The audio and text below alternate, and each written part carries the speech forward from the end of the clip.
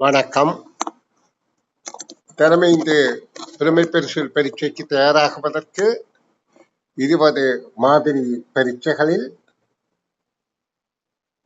3வது பரீட்சை வினாத்தாள் 1 ஆயினும் இங்கு பரீட்சை எண் 5 ஆக காண்பிக்கப்படுகின்றது.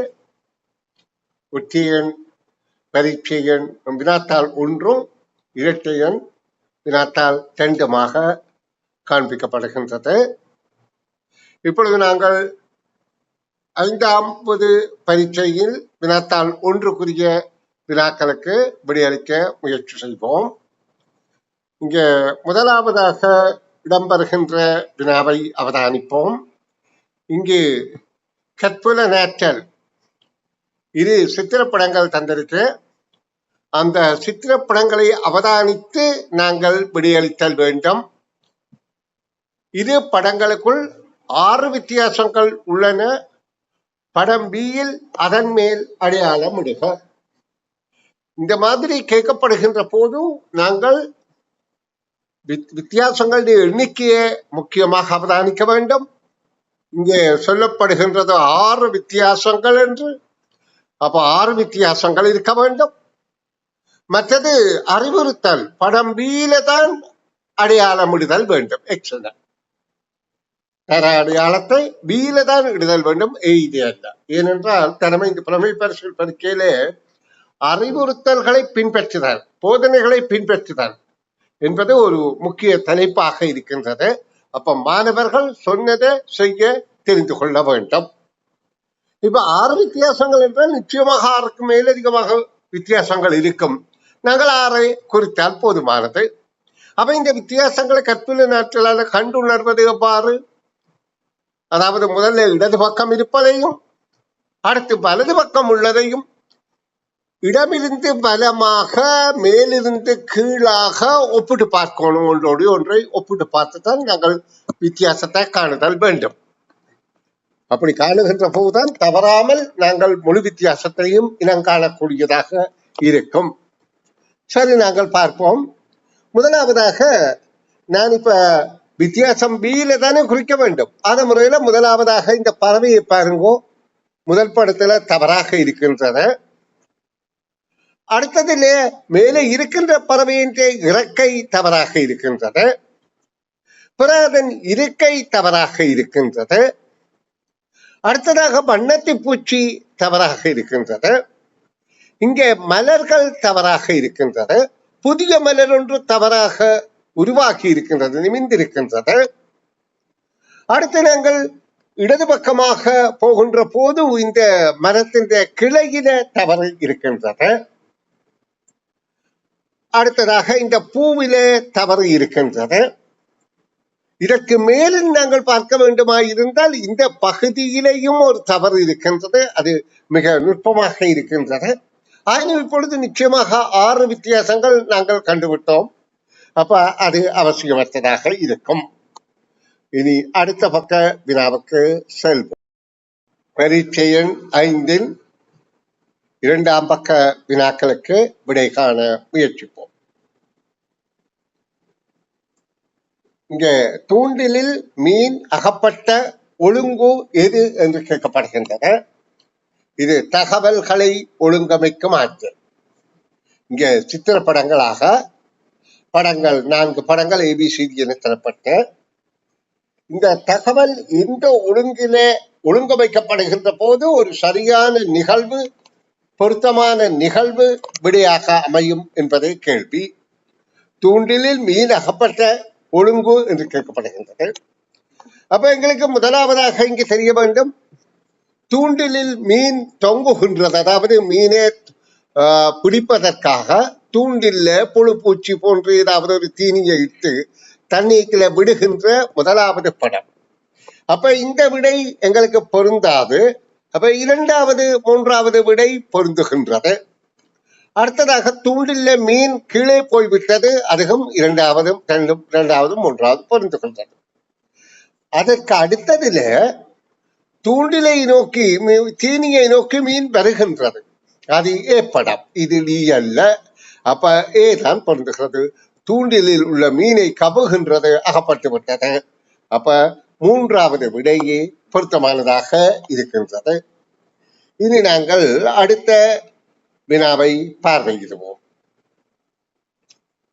3 நிறங்களையுடைய ஒரு பென்சிலின் அரை பங்கு சிவப்பாகவும் மிகுதியில் 1/3 கருப்பாகவும் மீதமானது பச்சை நிறமாகவும் உள்ளது.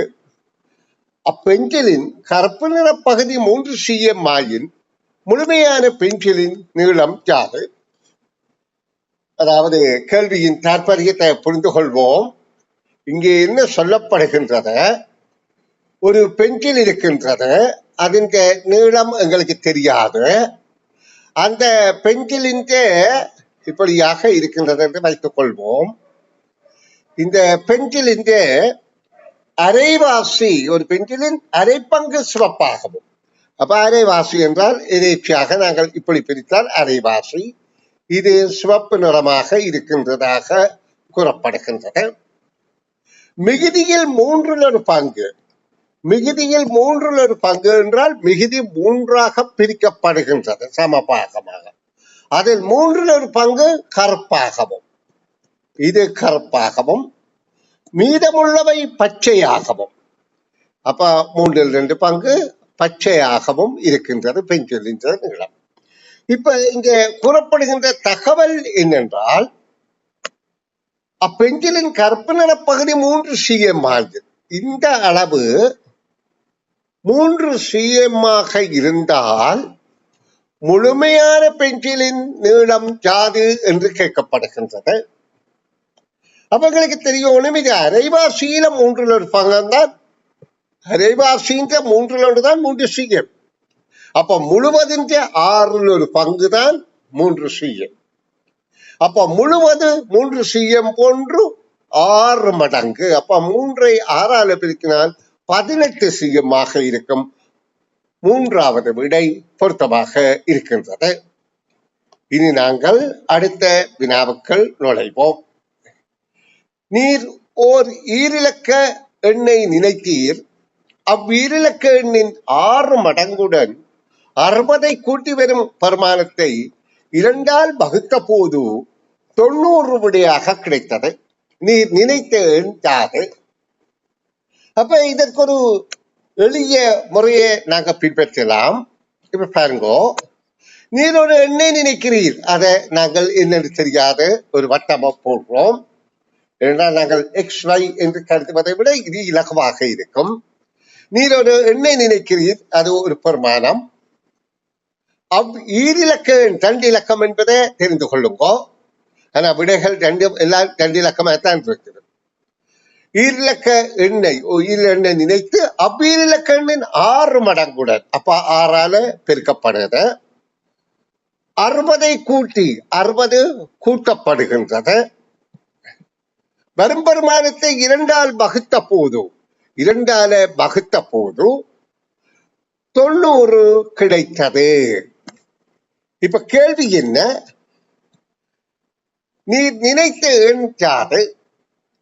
இப்ப இது இடமிருந்து வலமாக கணிப்புகளை சொல்லிவிட்டு இப்ப எங்களுக்கு இடது பக்கம் இருக்கின்ற அடைப்பில வர வேண்டியது நினைத்த எண் யாது என்று கேட்கப்படுகிறது. அப்ப நாங்கள் ஒவ்வொரு வழியாக பெருக்கிக் கொண்டு நேரத்தை விரயம் செய்யாமல் இதற்கு ஒரு கணித மாற்று வழியை பின்பற்றினால் இலகுவாக இருக்கும். எப்படி இடமிருந்து வலமாக நாங்கள் செய்த செயல மாறி வலமிருந்து இடமாக செய்தால் இறுதியில எங்களுக்கு விடை கிடைக்கும். அதை நாங்கள் கீழே செய்து பார்ப்போம். இப்ப 90 இங்கே 2ஆல வகுத்தபடியால் 90ஐ 2ஆல பெருக்குவோம். நாங்கள் இப்ப இருந்து செய்கிறது வலமிருந்து இடமாக என்பதை கருதி கொள்ளுங்கள். அப்ப 90 2ஆல பெருக்கினாலே நீங்க வகுக்கப்படுகிறது. 2ஆல பெருக்கினால் 180 கிடைக்கின்றது. 180 60 இங்க கூட்டப்படுவதால் 60ஐ கழிக்கின்றோம். 60 கழித்தால் 120 கிடைக்கின்றது. இப்ப இங்க 6ஆல பெருக்கப்பட்டபடியால் 120 6ஆல வகுக்கிறோம். வகுத்தால் 20 கிடைக்கின்றது. அப்ப கணித மாற்று குறியீடுகள் கூட்டலுக்கு எதிர் கழித்தல், கழித்தலுக்கு எதிர் கூட்டல், பெருக்கலுக்கு வகுத்தல் எதிர் வகுத்தல், வகுத்தலுக்கு எதிர் பெருக்கல். இதான் நீ நினைத்த எண்ணை கண்டுபிடி என்பதற்கான சூக்ஷ்மமான இலக்கு வழி. அந்த வகையில நாங்கள் கொண்டு வந்தால் கேள்விக்கான விடை 20 என்பது தெளிவாகின்றது. இனி நாங்கள் 5வது வினாவுக்கு விடை காணும் முயற்சியில் ஈடுபடுவோம். 5வது வினா, ABC என்ற 3 மரங்களில் பறவைகள் பின்வருமாறு இருக்கின்றன. மரம் ஏயில் உள்ள எண்ணிக்கையின் 3 மடங்கு மரம் சியில் உள்ளது. மரம் பியில் இருப்பதன் அரைவாசி மரம் ஏயில் உள்ளன. மரம் சியில் இருந்து ஒரு பறவை மரம் ஏயிற்கு சென்ற போது ABC 3 மரங்களிலும் இருக்கும் பறவைகளின் எண்ணிக்கை சமமாக்கியன. ஆரம்பத்தில் BCயில் இருந்த பறவைகளின் எண்ணிக்கையிலிருந்து மரம் ஏயில் இருந்த பறவைகளின் எண்ணிக்கையை கழிப்பதால் கிடைக்கும் எண்ணிக்கை. இதற்கு நாங்கள் நிச்சயமாக விடைய வைத்து அணுகவே கூடாது. அப்படி விடைய வைத்து எந்த விடை பொருத்தம் என அணுகுவோமா இருந்தால் பிழையான விடை தான் கிடைக்கும். அப்ப இதற்கு நாங்கள் இந்த செய்யணும், 3 மரங்கள் இருக்கின்றது என்பதை நாங்கள் கற்பனை பண்ணிக்கொள்ளணும். ABC என 3 மரங்கள் இருக்கின்றது. ஏயின் எண்ணிக்கையின் 3 மடங்கு மரம் சியில். அப்ப ஏயில 1x என கருதினால் இதுல 3x, நான் 3ஆகவே எழுதி காட்டுறேன். 3x இருக்கின்றது. பியில் இருப்பதன் அரைவாசி ஏயில் உள்ளது. அப்ப பியில 2x ஆக இருக்கும்.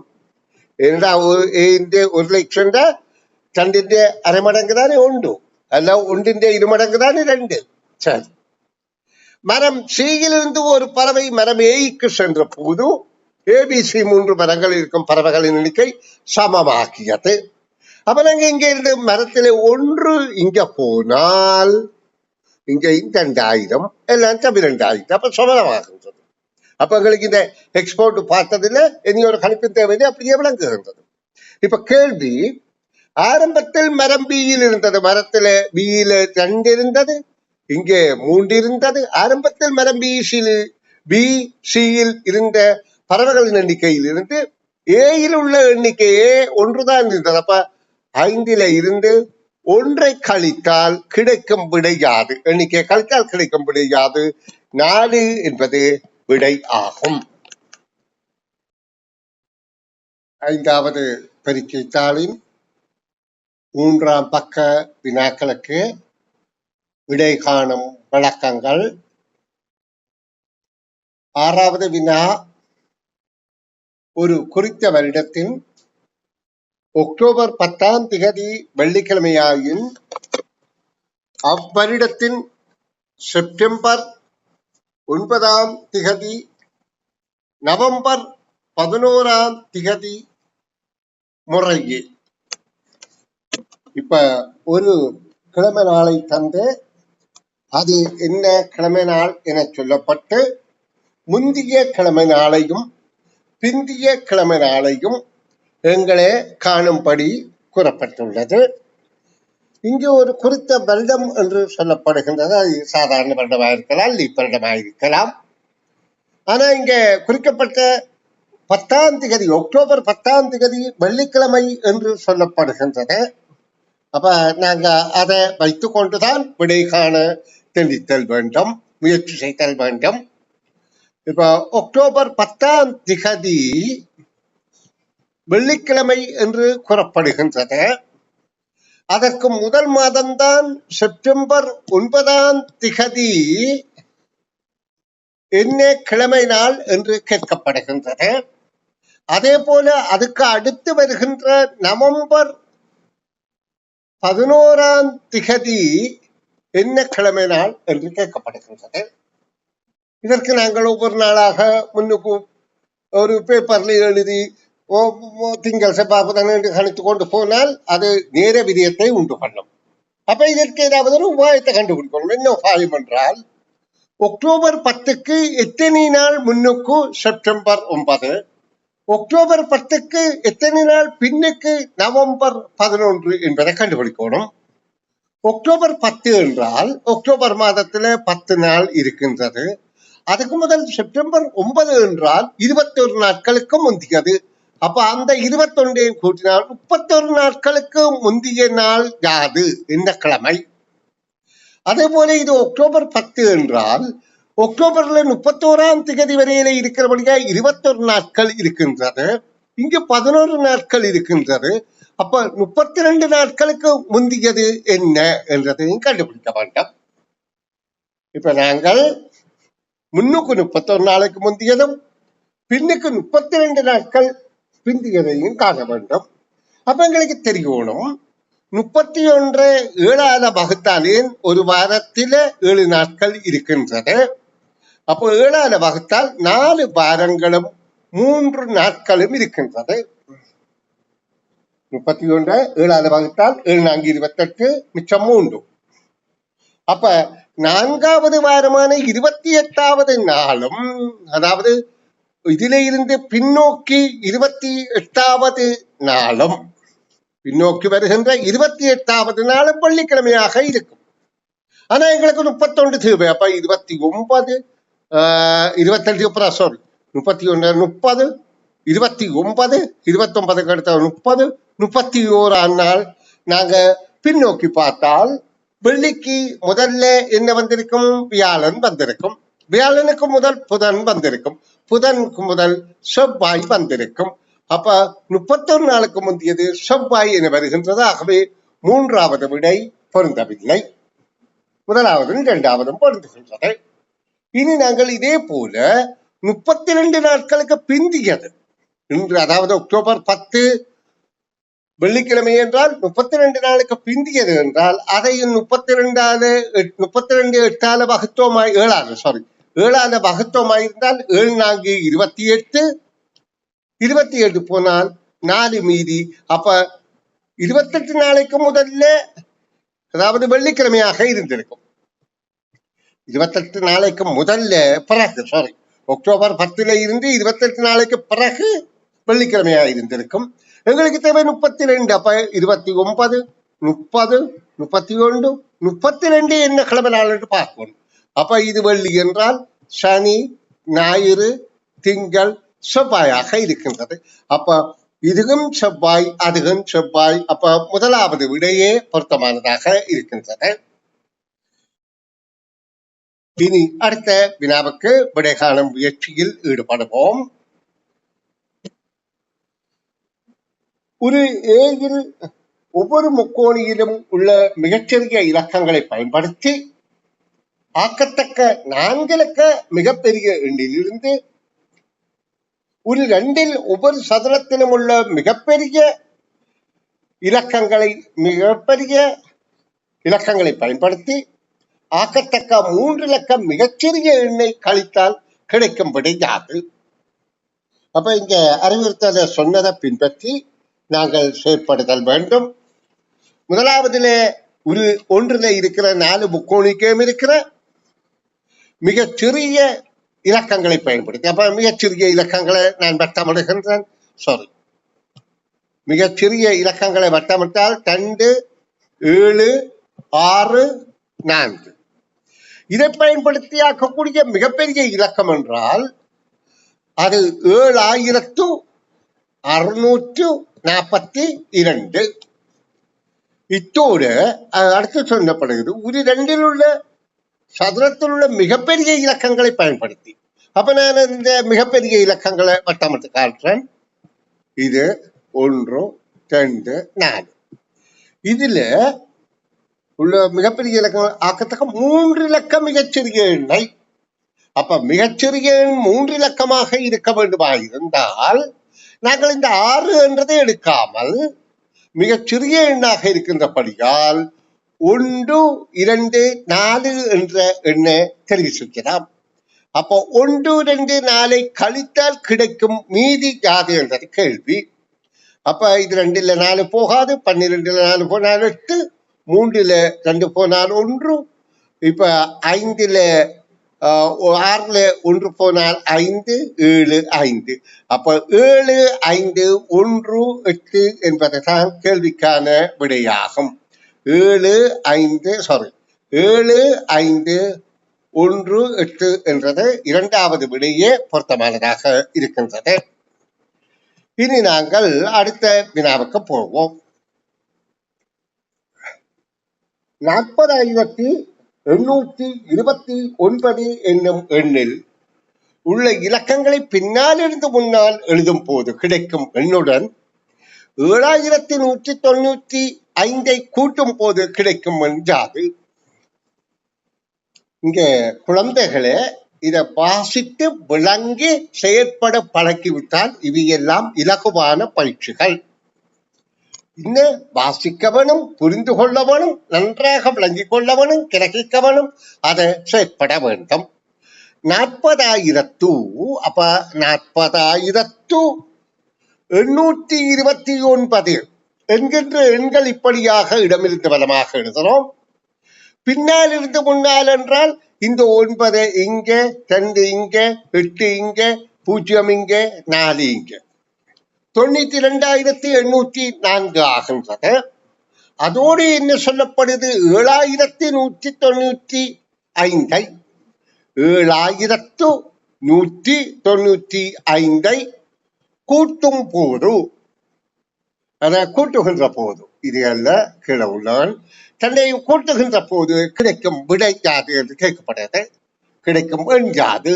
அப்ப 9 9 9 9 9 5 தரம் 9 வார முதலாவது விடை ஆகும். இனி நாங்கள் அடுத்த வினாவுக்குள் நுழைவோம். அடுத்த வினா, 10 வருடங்களின் முன் தந்தையின் வயது மகளின் வயதின் 3 மடங்குகள் ஆகும். இன்னும் 10 வருடங்களின் பின் தந்தையின் வயது மகனின் வயதின் 2 மடங்குகள் ஆகும். தற்பொழுது தந்தை மகனின் வயதுகள் யாதாக இருக்கலாம்? இந்த மகன் தந்தை, மகள் தந்தை, பெரியவர் சிறியவரை ஒப்பிடுகின்ற போது முன்னுக்கு வித்தியாசம், மடங்கு வித்தியாசம் கூட இருக்கும், பின்னால வர வர குறையும் என்பதை கவனத்தில் கொள்ளும்போம்.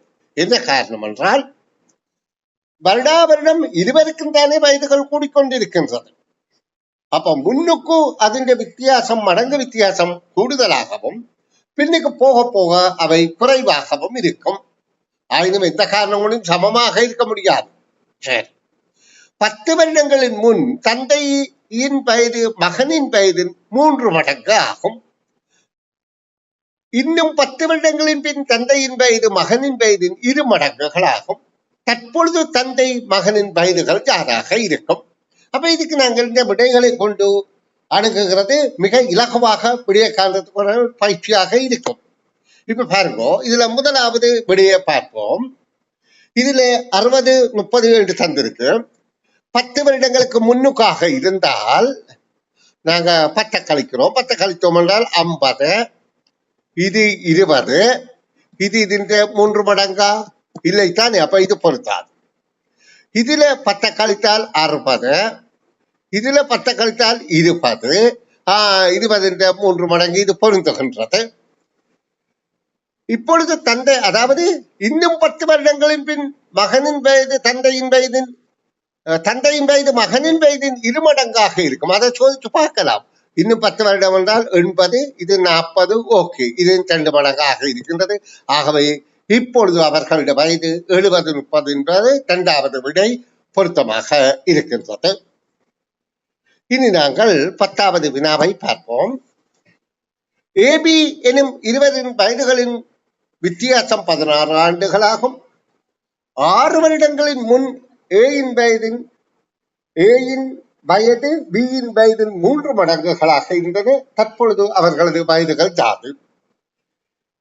இந்த கேள்வியில ஏபி என்ற 2 பேர் சொல்லப்படுகின்றது. அவர்களுக்கு இடையிலே உள்ள வயது வித்தியாசம் 16 என்று சொல்லப்படுகிறது. 2 பேர் வயதின் தொகை தந்திருந்தால் ஒரு ஆளுக்கு வயதை 16 கூட கொடுத்துட்டு நாங்க மற்றதை 2ஆல வகுத்து 2 பேருக்கும் கொடுத்து காண முடியும். ஆனா இங்க எங்களுக்கு அந்த வயது மொத்தம் தரவில்லை. 6 வருடங்களின் முன் ஏயின் வயது பியின் வயதின் 3 மடங்காக இருந்தது. அப்ப நாங்க தரப்பட்ட விடைகள்ல இருந்து 6 வருடங்களுக்கு முன் என்றால் இது 6 வருடத்து முதல் 26 இருந்திருக்கும். இது 6 வருடத்து முதல் 10 இருந்திருக்கும். அது 3 மடங்காக இருக்குதா? இல்லை. அப்ப இது பொருந்தாது. இது 6 வருடத்துக்கு முதல் 24 இருக்கின்றது. இது 6 வருடத்துக்கு முதல் 8 இருக்கின்றது. இது பொருந்துகின்றது. 8 3 மடங்கு 24. இப்ப கேள்வி என்ன? தற்பொழுது அவர்கள் வயது யாது? தற்போது வயதுதான்.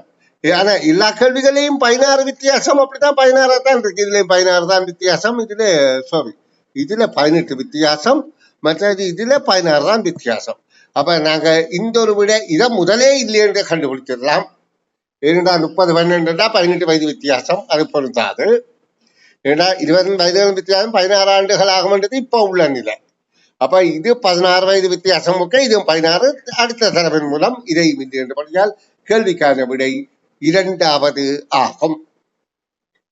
இனி நாங்கள் 11வது கேள்விக்கு விட காணும் முயற்சியில் ஈடுபடுவோம். இறுதி கேள்வி. தற்பொழுது ஒரு தந்தை மகளின் வயதுகளின் கூட்டுத்தொகை 56 வருடங்கள். 4 வருடங்களின் முன் தந்தையின் வயது மகளின் வயதின் 3 மடங்காக இருந்தது. இன்னும் 8 வருடங்களின் பின் தந்தையின் வயது மகளின் வயதை போல் எத்தனை மடங்காக இருக்கும்? இப்ப எங்களுக்கு தெரியணும், 4 வருடத்துக்கு முதல்ல 3 மடங்கா இருந்தால் 3 மடங்கை விட குறைவானது 2 மடங்கு. அப்ப கேள்விக்கான விட இதாத்தான் இருக்கும். எதுக்கு நாங்கள் கணிப்புகளை பார்ப்போம். தற்பொழுது ஒரு தந்தை மகளின் வயதுகளின் கூட்டுத்தொகை 56 வருடங்கள். 2 பேர்த்த வயதையும் சேர்த்து 4 வருடங்களின் முன் 4 வருடத்துக்கு முன்னுக்கிட்ட 2 பேருக்கு 4 வயது குறைவு. அப்போ 8 வயது குறைவு. 8 வயது குறைந்தால் 2 பேருக்கு 48 வயது. அப்ப 4 வருடங்கள் தந்தையின் வயது மகளின் வயதின் 3 மடங்காக இருந்தது. 48 4ஆல வகுப்போமாக இருந்தால் 12. அப்ப மகளின் வயது 12, தந்தையின் வயது 36. இப்ப என்ன சொல்லப்படுகின்றது? இன்னும் 8 வருடங்களின் பின். அப்ப இப்ப 4 வருஷத்துக்கு பிறகுதான். இப்ப 4 வருஷத்துக்கு பிறகு இப்ப வயது மகளுக்கு வயது 16, தந்தைக்கு வயது இப்ப 40. 2 சேர்த்தா 56. இன்னும் 8 வருடங்களுக்கு பிறகு என்றால் 16 எடுத்தக்குன்னா 24, 40 எடுத்தக்குன்னா 48. இது 2 மடங்காக இருக்கின்றது. அப்ப கேள்விக்கான விடை 3வது பொருத்தமானதாக இருக்கின்றன. நன்று. பரிசத்தாளின் 12வது வினாவை பார்வையிடுவோம். தற்பொழுது தாய் மகன் மகள் மூவரினதும் வயதுகளின் கூட்டுத்தொகை 44 வருடங்களாகும். இன்னும் 3 வருடங்களின் பின் மூவரினதும் வயதுகளின் கூட்டுத்தொகை ஆகும். 3 வருடங்களின் பின் மூவருக்கும் 9 வயதுகள் அதிகரிக்கும். ஆகவே 44 9 கூட்டுகின்ற போது 53 என்பது விடையாகும். ஏனென்றால் ஒவ்வொருவருக்கும் 3 வயது அதிகரிக்கும். அடுத்த வினா. ஒரு தம்பதியினருக்கு ஒரு மகனும் ஒரு மகளும் உள்ளனர். மகனின் வயதை போல் 4 மடங்கு தந்தையின் வயது, மகளின் வயதை போல் 3 மடங்கு தாயின் வயது. தந்தையை விட தாய் 6 வருடங்கள் இளையவள். தாய் தந்தையின் வயது 54 60 ஆயின் மூத்த பிள்ளை இளைய பிள்ளைக்கு இடையிலான வயது வித்தியாசம் எத்தனை வருடங்கள்? இங்கே தாய்க்கும் தந்தைக்கும் இடையிலே 6 வருடங்கள் வித்தியாசம் என்று சொல்லப்படுகின்றது. அடுத்து மகனை போல 4 மடங்கு மகனின் வயதை போல் 4 மடங்கு தந்தையின் வயது என்றும், மகளின் வயதை போல் 3 மடங்கு தாயின் வயது என்று சொல்லப்படுகின்றது. பிறகு அந்த பிள்ளைகள் இருவருக்கும் இடையில வயது வித்தியாசம் யாது என்று கேட்கப்படுகின்றது. நாங்கள் இப்ப இந்த கேள்விக்கு மகனை இப்படி எடுத்துக்கொள்வோம், தந்தையை இப்படி எடுத்துக்கொள்வோம். மகன் தந்தை. தாயை இப்படி எடுத்துக்கொள்வோம், மகளை இப்படியாக எடுத்துக்கொள்வோம். தாயின் வயது 54 வருடங்கள், தந்தையின் வயது 60 வருடங்கள் என்று சொல்லப்பட்டிருக்கிறது. 6 வருடங்கள் வித்தியாசம். ஓகே. ஆனால் மகனை போல 4 மடங்கு தந்தை என்றபடியால் மகன் வயது 60, 4ஆல் வகுத்தால் 15 வயது. மகளைப் போல 3 மடங்கு தாயின் வயது என்றபடியால் 58 3ஆல் வகுத்தால் 18 வயது. இப்ப இவர்கள் இருவருக்கும் இடையில உள்ள வித்தியாசம் என்றால் 18 15 போனால் 3 வருடங்கள் வித்தியாசம் என்ற வினாவே பொருத்தமானது, விடையே பொருத்தமானது. இனி அடுத்த வினாவை பார்ப்போம். ஒரு தந்தையின் தற்போதைய வயது மகனின் வயதின் 7 மடங்குகள் ஆகும். 5 வருடங்களுக்கு பின் தந்தையின் வயது அப்போதைய மகன் வயதின் 5 மடங்குகள் ஆகும். தற்போதைய அவர்கள் இருவரதும் வயதுகளின் எவை? இப்போ 7 மடங்கு வித்தியாசம் தந்தைக்கும் மகனுக்கும் இடையில. அப்ப நாங்க விடைகள்ல ஏதாவது தவறு கொண்டு பார்ப்போம். 7 மடங்கு தான் இல்லாம பார்த்தால் இது 7 மடங்கு, இது 7 மடங்கு, இது 7 மடங்கு. அப்ப முதல் தகவலை கொண்டு நாங்கள் விடையை அணுக முடியாது. அடுத்து சொல்லப்படுது 5 வருடங்களுக்கு பின், இன்னும் 5 வருடங்களுக்கு பின் மகனின் வயதின் 5 மடங்கு தந்தையின் வயது என்று சொல்லப்படுது. 5 வருடத்துக்கு பிறகு என்றால் மகனுக்கு 10,000, தந்தைக்கு 40,000. அது 5 மடங்கு அல்ல, 4 மடங்கு. அப்ப அந்த விடை பொருந்தாது. இது 5 வருடத்துக்கு பிறகு 11,000, இது 47,000. இது மடங்கு பிரித்தலே தவறாக இருக்கின்றது, அதுவும் பொருந்தாது. இது 5 வருடங்களுக்கு பிறகு 15 ஆகின்றது, 5 வருடங்களுக்கு பிறகு 75 ஆகின்றது. அப்ப 15 5 மடங்கு 75. ஆகவே 3வது விடையே பொருத்தமானது. தற்போது அவர்கள் 20 வயதுகள், 3வது அதாவது 10 70 என்ற விடை பொருத்தமாக இருக்கு. 20வது வினா, ஒரு மணித்தியால நேரத்தினுள் மணிமுள் நிமிடமுள் செங்கோணத்தில் காணப்படும் சந்தர்ப்பங்கள் எத்தனை? ஒரு மணித்தியால நேரம் என்றால் எங்களுக்கு தெரிய வேண்டும், ஒரு மணித்தியாலத்துக்குள்ள ஒரு கடிகார முகத்தில நிமிடமுள் ஒரு வட்டம் சுற்றும். ஆனா இந்த மணிமுள் இப்ப 12 இருந்தால் ஒரு மணிக்குள்ள 12 ஒரு பாகத்துக்குத்தான் நகரம். தற்செயலாக 6 இருந்தால் 7க்குள்ள, அதாவது 12 ஒரு பாகத்துக்குத்தான் அது நகரம். அப்ப இங்க கேட்கப்படுகிறது ஒரு மணி நேரத்துக்குள்ள எத்தனை சந்தர்ப்பங்கள் செங்கோணமாக அமையும் என்று. அப்ப செங்கோணம் என்றால் எங்களுக்கு தெரியணும், ஒரு வட்டத்தின் கால்வட்ட பகுதி செங்கோணம் என்று சொல்றது. அப்ப 2 முள்ளுக்கும் இடையில மணிமுள் நிமிடமுள்ள எது எப்படி இருந்தாலும் 2 முள்ளுக்கும் இடையில செங்கோணமா இருக்கணும் என்றால் ஒரு வட்ட சந்தர்ப்பத்தில, ஒரு வட்டத்தில சுத்துற போது முக்காவாசி ஒரு பகுதியும் காவாசி ஒரு பகுதியாக 2 சந்தர்ப்பங்கள்ல கிடைக்கும். அப்ப அதற்கான விடை 2 சந்தர்ப்பங்கள். இனி அடுத்த வினாவை பார்ப்போம். இவ்வுருவில் உள்ள சதுரங்களின் எண்ணிக்கை ஆகும். இங்கே இது சதுரங்களால், சிறிய சதுரங்களால் ஆக்கப்பட்ட ஒரு வித்தியாசமான உரு, பெரிய சதுரம் என்று சொல்ல முடியாது. அப்ப இந்த சிறிய சதுரங்கள் எத்தனை இருக்குன்றால் 4 3 12 இருக்குது. இப்ப பாருங்க, இருக்க 4 இருக்கு, இருக்க 4 இருக்கு, இருக்க 4 இருக்கு. அப்ப 12 என்ற விடையே இதுதான். அப்ப எங்களுக்கு தெரியணும், ஒரு சதுரத்திலே இப்படி இருந்தால் அதுல உள்ள சதுரங்களின் எண்ணிக்கை 1 தர 1 1 தான். இதே சதுரம் இப்படியாக 2 நிரல் 2 நிரையாக வந்துவிட்டால் 1 தர 1 1ம் 2 தர 2 4ம் சேர்ந்து 5 சதுரங்கள் இருக்கும். இதே மாதிரி தற்செயலாக 3 நிரல் 3 நிறையாக இருந்து விட்டால் அதுல 3 9ம் சேர்ந்து 14 வரும். இப்ப இது 3 தர 3 9 சதுரங்கள் உள்ளதுல 3 தர 3 9, 2 தர 2 4, 1 தர 1 1 என 14 சதுரங்கள் கிடைக்கும் இதுல. அப்ப இதுல கிடைக்கக்கூடிய சதுரங்களின் எண்ணிக்கை 5. 1 1 இது 2 4. அப்ப நாங்க இதுல பார்க்கலாம், இதுல 5 சதுரம், இதுல 5 சதுரம், இதுல 5 சதுரங்கள் தான் மாத்திரம்தான் கிடைக்கும். ஆகவே கேள்விக்கான விடை 2வது. இனி நாங்கள் அடுத்த வினாவை பார்வையிடுவோம். இப்ப 22வது வினா, இவ்வுருவில் உள்ள செவ்வகங்களின் மொத்த எண்ணிக்கை யார்? செவ்வகம் என்றால் எதிரெதிர் பக்கங்கள் சமனாக இருக்க வேண்டும். 2 சமச்சீர் அச்சுக்கள் மாத்திரம் உள்ளதாக இருக்கும். ஏனென்றால் அதுக்கு நிலைக்குத்தாகவும் கிடையாகவும் மாத்திரம்தான் சமச்சீர் அச்சு இருக்குது. சாய்கோடுல இல்ல. காரணம் என்னன்னு சொன்னால் அதை மடித்தால் ஓரங்கள் பொருந்தாது. அப்ப இந்த செவ்வகங்களின்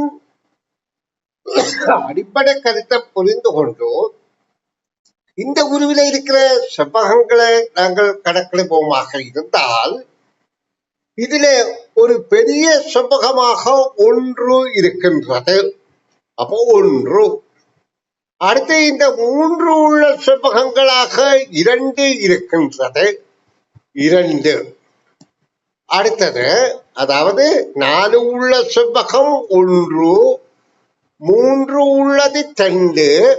அப்ப 2 உள்ளது 3 இருக்க வேணும். பாப்போம், 2 உள்ளது 3 இருக்காண்டு. 1, 2, 3 இருக்கின்றது. அப்போ 3 உள்ளது 1, 2, 3 4 இருக்க வேணும்.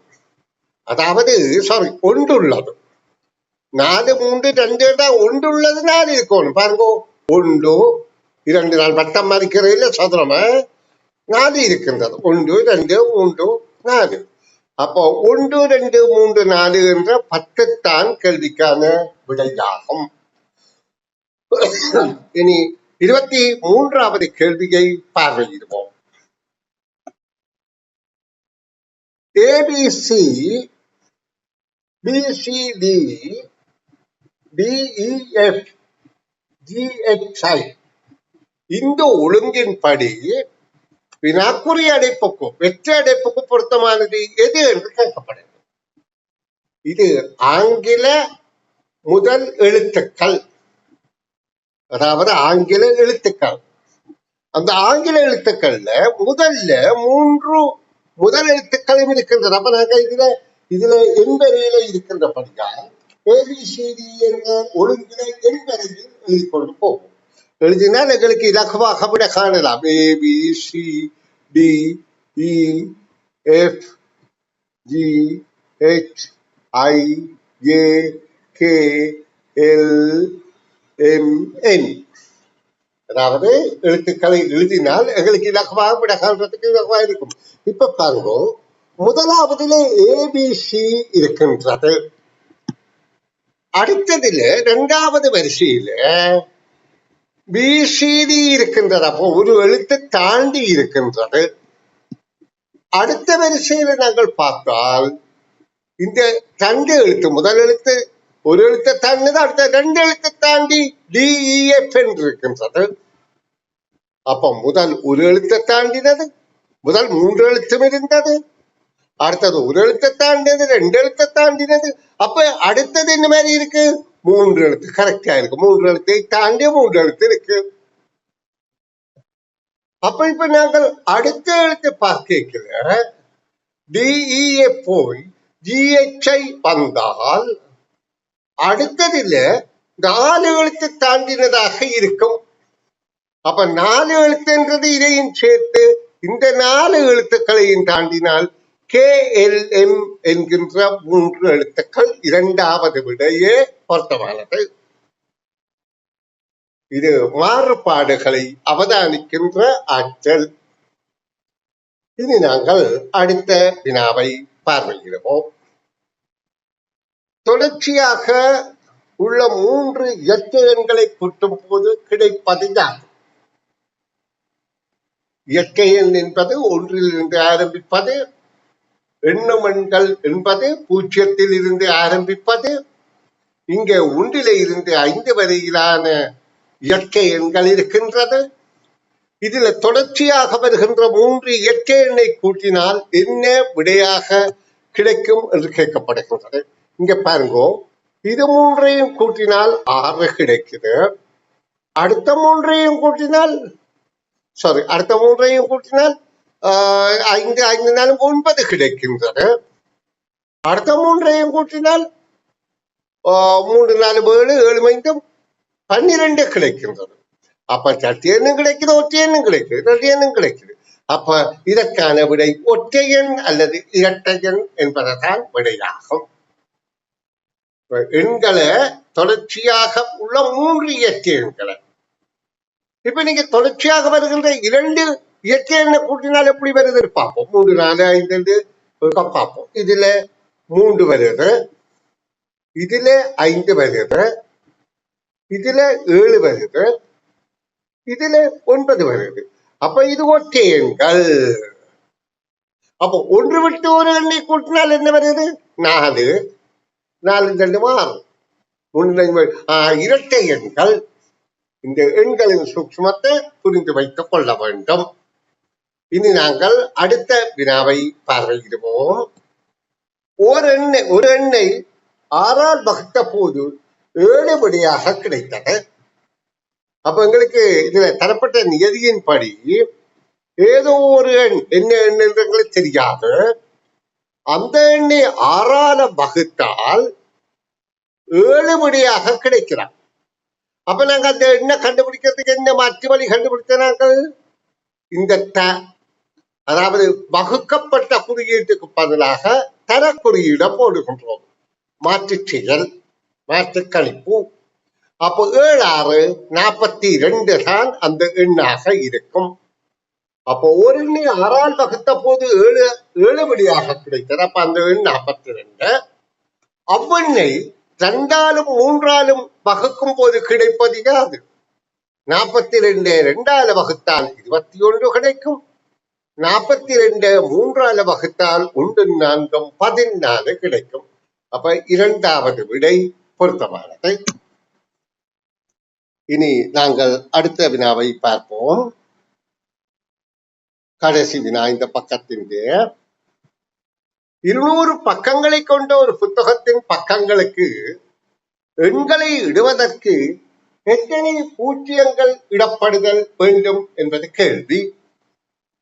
இப்ப நாங்க இந்த தொடர்ச்சியான எண்கள்ல 200 பக்கங்கள் இருக்குது. அப்போ 1ல இருந்து 200 வரையில இருக்குது.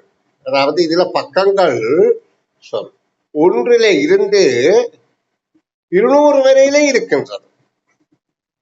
அப்ப இந்த 200 வரையில உள்ள எண்கள்ல எத்தனை பூஜ்ஜியம் இருக்கின்றால் நாங்கள் என்ன செய்யணும்? 1க்கள் இடத்திலே எத்தனை பூஜ்ஜியம், 10க்கள் இடத்திலே எத்தனை பூஜ்ஜியம் என்று கண்டுதான் விடை அளிக்க வேண்டும். இப்ப எங்களுக்கு தெரியும் இதுல 10 அதாவது 1க்கள் இடத்துல முதல்ல 10க்குல வரும், 20ல வரும், 30 இப்படி 90 வரையில வரும், பிறகு 100ல வரும், 110 120 190 வரையில வரும், பிறகு 200ல வருது. அப்ப நாங்க இது எண்ணி பார்ப்போமா இருந்தால், அதாவது முதல்ல 1ல் 200 வரையில 10 20 30 40 90 100 வரையில இருக்கின்றது. பிறகு அடுத்து 110ல இருந்து 200 வரை இருக்கின்றது. அப்ப எங்களுக்கு தெரிகின்றது அது 2லையுமே 10 10 20 தடவை வந்துவிட்டது. அதாவது 1க்கள் இடத்திலே இருக்கின்ற பூஜ்ஜியங்கள் 20 தடவை வந்துவிட்டது. இனி நாங்கள் பார்க்கணும் 101ல இருந்து 109 வரையில எத்தனை பூஜ்ஜியம் இருக்கின்றது? அது 100ல இருந்து 101ல இருந்து 10க்கள் இடத்துல 10க்கள் இங்கேயும் 10 வருகின்றது. பிறகு 200 என்ற இடத்துல 1 வருகின்றது. அப்ப மொத்தத்தில 20 10 1 ஆக 31 பூஜ்ஜியங்கள் வருகின்றன. 27வது வினா 300ல் இருந்து 400 வரை அடுப்பில இருக்கின்றது. அதாவது போட்டு தொடராக இருக்கின்றது என்றுதான் கருத்து. 300ல் இருந்து 400 வரையிலான எண்களை எழுதும் போது எழுதும் எண்களில் ஒரே ஒரு முறை மாத்திரம் மட்டும் இலக்கம் 4 இடம்பெறும் சந்தர்ப்பங்கள் எத்தனை? அப்ப அந்த 300ல இருந்து 400 வரைக்கும் எழுதிக்க இலக்கம் 4 ஒரே ஒரு முறை மட்டும் இடம்பெறுகின்ற சந்தர்ப்பம் கேட்கப்படுகின்றது. அப்ப எங்களுக்கு தெரியும் 304ல 314, 324, 334, 44 வராது, 2 தடவை வருது.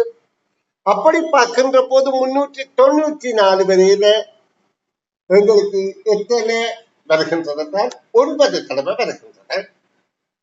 பாருங்க, 304, 14, 24, 34, பிறகம் 14, அப்படி 94 வரையில எங்களுக்கு 9 நாட்கள் வருகின்றன. அடுத்தது 340 இருந்து 49 வரையில 344 தவிர அதிலையும் 9 வருகின்றன. பிறகு 400 1 இருக்கின்றது. அப்ப மொத்தம், அதாவது முதல்ல 9 வந்தது, பிறகும் 9 வருது, பிறகு 400 1 இருக்கின்றது. அப்ப மொத்தம் 19 தடவைகள் வருகின்றன. சரி, அடுத்த கேள்வியை பார்ப்போம். 4 தொடங்கி 5 முடியும் மிகப்பெரிய மூவிலக்க எண்ணிலிருந்து 3 தொடங்கி 4 முடியும் மிகச்சிறிய மூவிலக்க எண்ணை கழித்தால் கிடைப்பது யாது? அவங்களுக்கு தெரியணும், 4 தொடங்கி 9 முடிகிற மிகப்பெரிய மூவிலக்கம் என்றால் இந்த இடத்துல எந்த எண் வரணும்? 9 வரணும். ஏன், இலக்கங்கள்ல ஒரு இலக்கத்தில 9 தான் மிகப்பெரியது. அதே மாதிரி 3 தொடங்கி 4 முடிகிற மிகச்சிறிய எண் என்று கேட்கப்பட்டபடியால் இங்க 1 அல்ல 0 வரலாம். இந்த 0த்துக்கு ஒரு அழகு இருக்கின்றது. ஒரு முழு எண்ணுக்கு முன்னுக்கு 0 வந்தால் அதுக்கு பெறுமதி இல்லை. முழு எண்ணுக்கு பின்னால 0 வந்தால் அதற்கு பெறுமதி இருக்கின்றது. 2 முழு எண்களுக்கு இடையிலேயும் 0 வந்தால் பெறுமதி இருக்கின்றது. அப்ப இந்த 0 முழு எண்ணுக்கு முன்னால வந்தால் பெறுமதி இல்லை. ஆனா தசம எண்ணில 0 இப்படி வந்தால் அது முன்னால வந்தா பெறுமதி இருக்கு, முழு எண் அல்ல, இது தசம எண். சரி, இப்ப 495 இருந்து நாங்கள் 304 கழிக்கும் போது எங்களுக்கு கிடைப்பது 191 எனும் விடை ஆகும். இனி அடுத்த வினாவை பார்ப்போம். தொடர்ச்சியாக வரும் இரட்டை எண்கள் 2 கூட்டுத்தொகை 34 ஆகும். அப்ப அப்படி இரட்டை எண்களுக்கு நடுவில் வரும் ஒற்றை எண் எது எது கேட்கப்படுது? இப்ப எங்களுக்கு கேட்கப்படுது 2 இரட்டை எண்கள், அது 2 கூட்டுத்தொகை 34 என்று சொல்லப்படுகிறது. அப்ப இந்த இரட்டை எண்ணு ஒன்று எத்தனை, அடுத்தது எத்தனை என்று கண்டுபிடிக்கிறது நாங்க என்ன சொல்வோம் என்றால், இதுல 2 வித்தியாசமா இருக்கும். ஒரு இரட்டை எண்ணுக்கும் அடுத்த இரட்டை எண்ணுக்கும் முடியல. அப்ப அந்த 2 இருக்க கொடுத்து விட்டு மிகுதி 32 2ஆல வகுத்தோமா இருந்தா 16 கிடைக்கும். அப்ப இதுல 16, இதுக்கு 16 பகிர்ந்து கொடுத்தால் இது 18, இது 16. அந்த இரட்டை எண்கள் 2ம் 16ம் 18ம். அதுக்கு இடையில வருவது 17 என்கின்ற எண்தான் விடையாக அமைகின்றது. நாங்கள் இனி அடுத்த வினாவை பார்வையிடுவோம். 2 எண்களின் கூட்டுத்தொகை 16 ஆகும். அவ்விரு எண்களுக்கு இடையிலான வித்தியாசம் 10 ஆகும். அவ்விரு எண்களின் பெருக்க தொகை யாது? இப்ப முதல் உங்களுக்கு சொல்லி தந்தது போல 2 எண்களுக்கு இடையிலே வித்தியாசம் 10 என்றால் கூட்டுத்தொகை 16 சொல்லியிருக்கு. வித்தியாசம் 10 என்றால் நாங்க என்ன செய்யணும்? ஒரு எண்ணுக்கு 10 கொடுத்துடணும். அப்ப 16ல 10 போனால் மிகுதி எவ்வளவு? 6. 6ஐ 2ஆல வகுக்க வேண்டும். வகுத்தால் 3 3. அப்ப 2 எண்களும் இது 3ம் 13. இப்ப கேள்வி என்ன? அவ்விரு எண்களின் பெருக்கு தொகையாது 3 13ஆல பெருக்கினால் 39. இப்ப நாட்களை என்னத்துக்காக நாங்க கற்கிறோம் என்றால், கணிப்புகள் இலகுவாக எங்களுக்கு ஈஸி, அதாவது இலகுவாக கணிப்பு ரீதியான கேள்விகளுக்கு விடையளிக்க பயிற்சி பெறுவதற்கு. சரி, அடுத்தது பார்ப்போம். 31வது கேள்வி. ஒன்றிலிருந்து 99 வரையிலான எண்ணும் எண்களின் கூட்டுத்தொகை யாது? அப்போ ஒன்றிலிருந்து 99 வரையும் எழுதி போட்டு கூட்டிக் கொண்டிருக்க முடியுமா? இல்லை. அப்ப நாங்க என்ன செய்யறது? அது இது ஒரு முக்கோண எண். ஏன்னு பாருங்க, ஒன்றிலிருந்து 99 2 கீழே 3 கீழே 4 இப்படியாக 99 வரைக்கும் நாங்கள் எழுதி கொண்டிருக்க முடியாது. அப்ப நாங்க இந்த 99வது முக்கோண எண்ணை பார்க்கறதுக்கு என்ன செய்யறது? 99 100ஆல பெருக்கிறது. 100ஆல பெருக்கினா எவ்வளவு? 99 2 சைவரை போட்டா சரி. அதை 2ஆல வகுக்கிறது. 2ஆல வகுத்தால் 4 9 5 0 4950. இனி அடுத்த வினாவை பார்வையிடுவோம். இது ஒரு நாட்காட்டி, இறுதி வினா. இது ஒரு நாட்காட்டி, ஒரு மாதத்தை காட்டப்படுகிறது.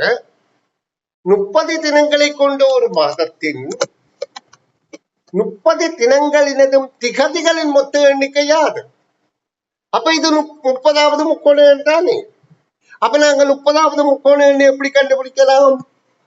30 31ஆல பெருக்கி வருகின்ற விடைய 2ஆல வகுக்கிறது. 30 31ஆல பெருக்கினால் எவ்வளவு வரும்? 930. அதை 2ஆல வகுத்தால் எவ்வளவு வரும்? 4 6 5 465. அப்ப கேள்விக்கான விடை 3வது 465. 33வது வினாவை பார்ப்போம். 2021 2022 2023 2024 2025 ஆகிய 5 வருடங்களின் ஜனவரி 1ஆம் திகதி அமையப்பெற்ற நாட்கள் எவை என்று கேட்கப்படுகின்றது.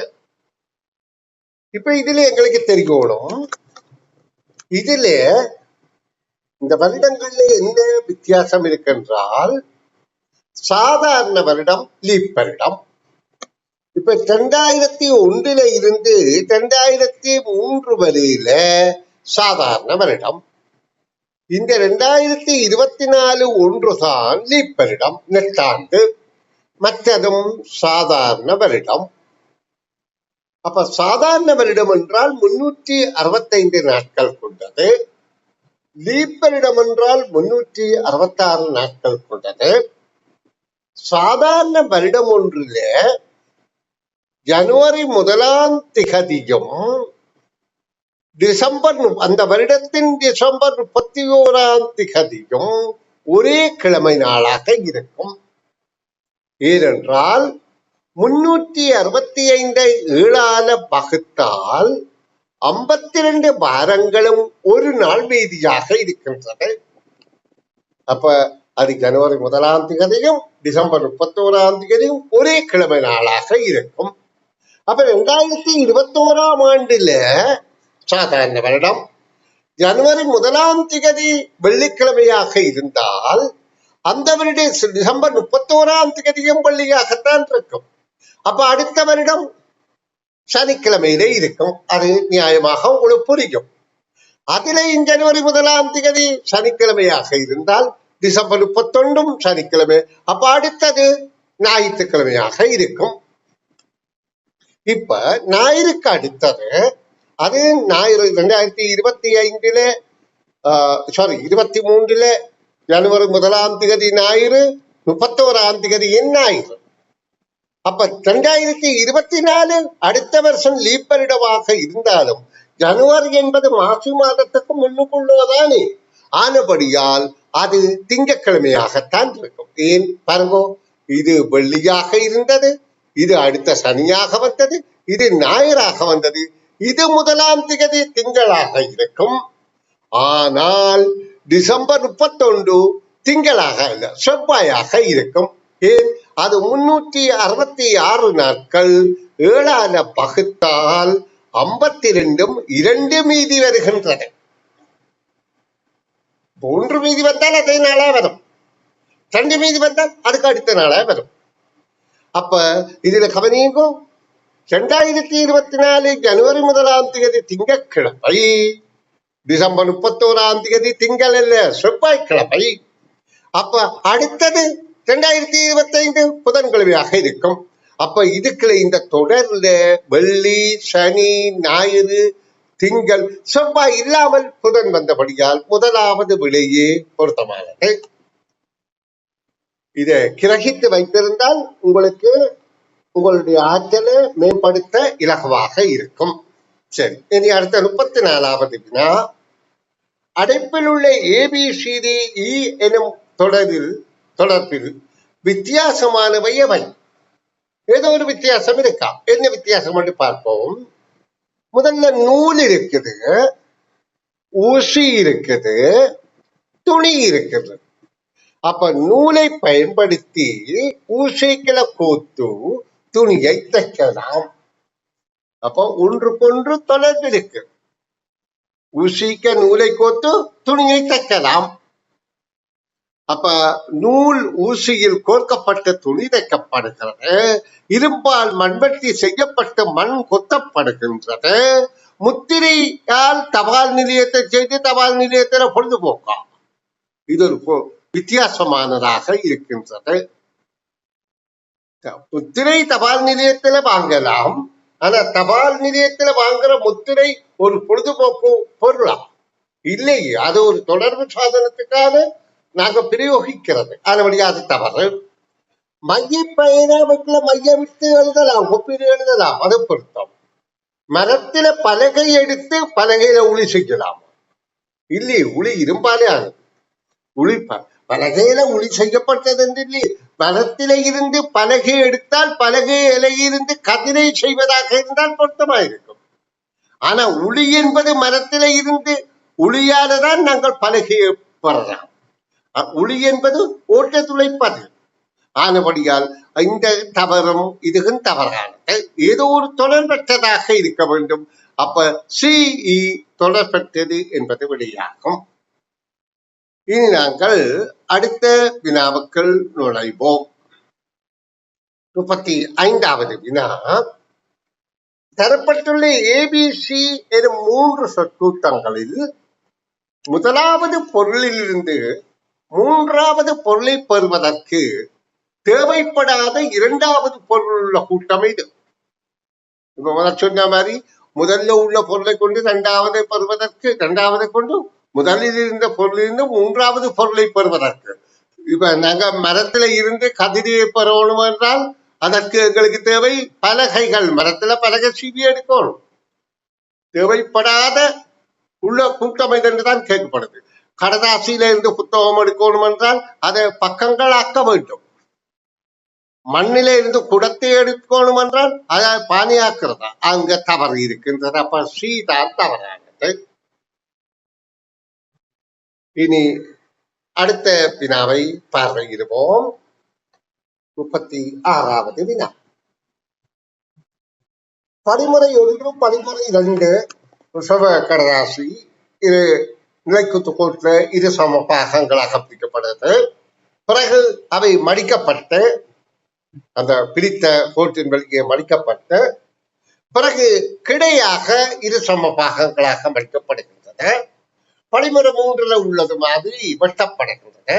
ஒரு சமகத்தால் படிமுறையில் 1 உள்ளவாறு மடிக்கப்பட்டு படிமுறை 2 உள்ளவாறு மீளவும் மடிக்கப்பட்டு படிமுறை 3 உள்ளவாறு வெட்டப்பட்ட பின் விரித்த பின் இரு தாள்களும் எவை? விரித்த பின் அவை தோன்றும் தோற்றங்கள் எவை என்பதுதான் கேள்வி.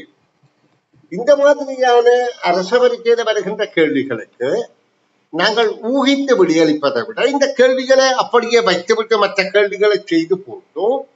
செய்கை வேலைக்காக தரப்பட்ட தாளை பயன்படுத்தி இவ்வாறு கத்தரிக்கோல் இருந்தால் கத்தரிக்கோல் இல்லாட்டி கையால சரி கிழித்து பார்த்து விடையளிக்கிறது மிக இலகுவானதும் சரியான விடியை நாங்கள் அடைய உதவி செய்யும். அப்ப இதை நீங்க செய்து பார்த்தால் உங்களுக்கு புரிந்து கொள்ளும். இதற்கு விடை 2வது பொருத்தமானதாக இருக்கின்றது. இனி நாங்கள் இந்த பக்கத்தில் இருக்கின்ற இறுதி கேள்வி. வாட்டர்ஃபால் நீர்வீழ்ச்சி எனும் சொல்லில் உள்ள ஒரு சோடி ஈரெழுத்துக்கள் எவை? அதான் ஒரு சோடி ஈரெழுத்துக்கள், 2 எழுத்துக்கள் ஒவ்வொரு சோடியாக இருக்கின்றது. அப்ப நாங்க இங்க பார்த்தால் A என்பது 2 தரம் இருக்கின்றது, L என்பது 2 தரம் இருக்கின்றது. அப்ப ஏஎல் என்ற மூன்றாவது விடை பொருத்தமானது. 38வது வினா. இங்கு ஒரு கணிப்புகள் தரப்படுகின்றது, சமன்பாடுகள், அதாவது குறியீடுகள் சார்பான சமன்பாடு. அதற்கு பிறகு கேட்கப்படுகின்றது, அடைப்பில் உள்ள கணிப்புகளின்படி குறியீட்டு பெருமானம் இறங்கு வரிசையில் அமைந்த விடை எது? இதுல எங்களுக்கு ஒரு தரவும் இல்லை, இலக்கம் சார்பாக எண் சார்பாக எந்த ஒரு தரவும் தரப்படாத இடத்துல நாங்கள் இந்த குறியீடுகளுக்கு ஏதாவது ஒரு சமன்பாட்டு பெருமானம் கொடுக்க வேண்டும். இப்ப நாங்க இதை ஒப்பிட்டு பார்க்க, இது 4 வடிவமும் இந்த 3 வடிவத்துக்கும் சமன் என்றால் நாங்க 4 3 பெருக்கினால் 12 வரும் என்பதை கருத்துல கொண்டு இந்த பக்கம் 12 இந்த பக்கம் 12 சமன் என்ற கருத்தில இவற்றுக்கு பெருமானத்தை போட்டு நாங்கள் சமப்படுத்தி பார்ப்போம். இது 12 என்றால் 1 3 3 3 12 4 குறியீடுக்கும் பிரித்தால் 3 3 வரும். 12 3 குறியீடுக்கு பிரித்தால் 4 4 4. இப்ப இதுக்கு அடுத்தது ரெண்டும் வித்தியாசமானதாக இருக்கின்றது. அப்ப அதுல 6 12. அப்ப இது 6 6, இது 2 2 2 2 2 2 6 தடவை எடுக்கலாம். இப்ப நாங்கள் கீழ்கணிப்பு சரியாண்டு பார்ப்போம். இதுல 3 3 3 3 6 6. அப்ப முன்னாங்க 12 12 12 24. இது முக்கோணத்துக்கு 4 4 4 12. இது 6 12. அப்ப பொருத்தமாக இருக்கின்றது. இப்ப எங்களுக்கு என்ன கேள்வி? அடைப்புக்குள் உள்ள கணிப்புகளின்படி குறியீட்டு பெருமானம் இறங்கு வரிசையில் அமைந்தது என்றுதான் கேட்கப்படுகிறது. அப்ப பெருமானம் கூடினது இறங்கு வரிசை என்றால் பெரிய எண்ணிலிருந்து சிறிய எண்ணுக்கு இறங்கி வர விடும். அப்ப இதுல பெருமானம் கூடினதாக நாங்கள் எது எடுக்கின்றோம்? இந்த 6 என்கிறது எடுக்கிறோம். 6 என்பது வட்டத்துக்கு வட்டம். அப்ப வட்டத்துக்கு வட்டம் இங்கேயும் இருக்கின்றது இங்கேயும் இருக்கின்றது. அப்ப இது பொருந்தாது. அடுத்தது 6க்கு அடுத்ததாக நாங்கள் இங்க பார்க்கக்கூடியது 4 என்ற பெருமானம். அப்ப இதான் பொருத்தம். 4க்கு அடுத்ததாக 3 3க்கு அடுத்த 2. அப்ப 2வது விடையே பொருத்தமானது. இனி 39வது வினாவை பார்ப்போம். 5 தொடராக வரும் பொது வித்தியாசம் 2 ஆக உள்ள ஒற்றை எண்களின் கூட்டுத்தொகை 45 ஆகும். அவ்வகையான ஒற்றை எண்கள் எவை? அதாவது 5 தொடராக இருக்கிற எண்களின் கூட்டுத்தொகை 45 என்று சொல்லப்படுகின்றது. அது பொது வித்தியாசம் 2 தான். ஒற்றை எண் என்றால் ஒரு 5 தொடராக வந்த பொது வித்தியாசம் 2 ஒற்றை எண்கள். ஒற்றை எண்கள் என்றால் அது 2ஆல வகுத்தால் 1 மீதி வருகின்றதாக இருக்க வேண்டும். அப்ப 45 வரக்கூடியது. இப்ப இந்த எண்களை எல்லாம் நாங்கள் கூட்டி பார்த்தோம், 45 வருதான்னு பார்ப்போம்.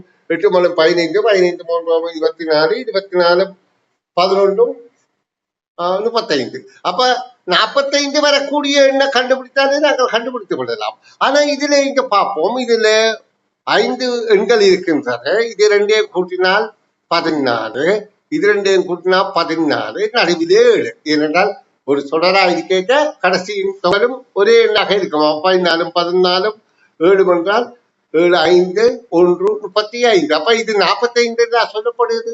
அப்ப இந்த விடை பொருந்தாது.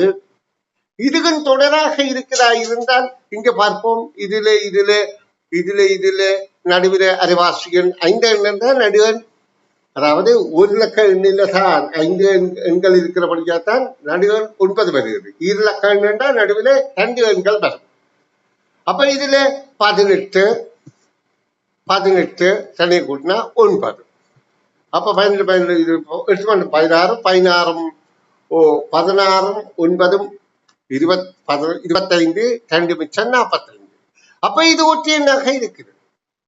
இப்ப அடுத்ததை பார்ப்போமே, 7 9 22, இதுக்கும் 22 11. அப்ப 22 22 11 55 வந்துட்டு அதை பொருந்தாது.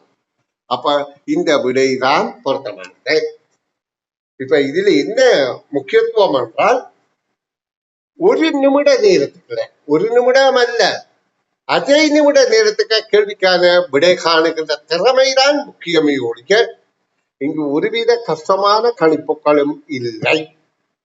சரி, நாங்கள் இந்த பக்கத்தின் இறுதி சித்திரப்பட கேள்வி ஒன்றை பார்வையிடுவோம். உருவில் உள்ள 3 தவறுகள் எவை இல்லை என்று கேட்கப்படுது. அப்ப தவறுகள் எவை இல்லை என்றால் சரியானதை தானே தெரிவு செய்வோம். அப்ப சரியானது இதில் எது தவறுகள் என்ன இருக்கின்றது? மரத்துக்கு மேல மீன் இருக்குமா? மரத்துல தவளை இருக்குமா? அதெல்லாம் தவறுதானே. பாம்புக்கு கால் இருக்கா? தவறு. பறவைக்கு கொம்பு இருக்கா? தவறு. மீனுக்கு கால் இருக்கா? தவறு. அப்படி பல தவறுகள் இருக்கின்றது. அப்ப சரியானதை மட்டும் நாங்கள் தெரிவு செய்ய வேண்டும்.